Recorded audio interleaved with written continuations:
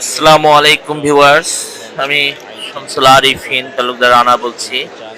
আপনারা যারা ভালো মানের ল্যাপটপ, কম্পিউটার, স্ক্যানার মেশিন এবং ফটো ক্যামেরা কিনতে চান তারা অবশ্যই আগারগাঁওতে চলে আসবেন। আগারগাঁও হলো ঢাকা শহরের ফার্ম গেট এবং শেওড়াপাড়ার মাঝখানে। আপনি ফার্ম গেট এসে যে কাউকে বললেই আপনি আগারগাঁওতে চলে আসতে পারবেন।